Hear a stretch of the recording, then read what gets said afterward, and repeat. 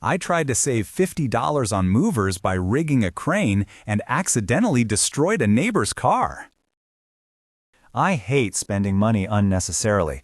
When the moving company quoted me an extra $500 just to hoist my antique cast iron bathtub up to my new third-floor apartment because the stairwell was too narrow, I laughed and told them I'd handle it. I'm mechanically inclined, I reasoned. How hard can lift a tub be? My partner, Sarah, begged me to reconsider, claiming this was a classic setup for a TIFU headline, but I had already rented the small gas-powered hoisting machine from the hardware store. The initial lift was smooth.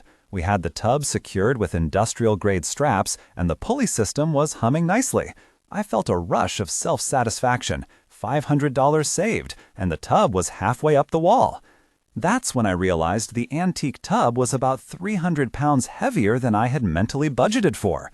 The hoist wasn't failing, but the ground beneath the stabilizing legs was slowly giving way due to a hidden patch of soft dirt.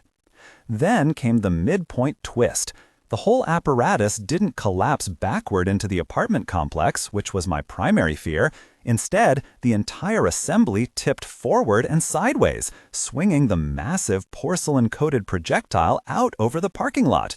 I screamed a warning, but it was too late. The heavy tub descended with terrifying momentum, narrowly missing the apartment building and achieving a perfect bullseye on the roof of a pristine late-model SUV parked below. The sound was like a cartoon explosion of metal and ceramic. I scrambled down 3 flights of stairs, already calculating the insurance deductible.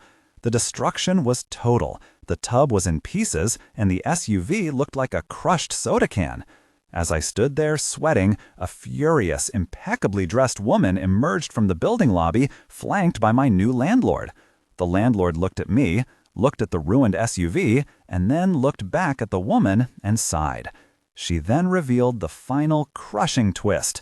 The mangled car wasn't just a neighbor's. It belonged to the landlord's eccentric, extremely litigious mother. And she wasn't just mad about the car, she was demanding payment for emotional damages because she claimed the bathtub fragments had scattered across her extremely rare prize-winning collection of bonsai trees that she kept in the trunk. I am now facing charges for property damage and botanical trauma, all because I wanted to save $50.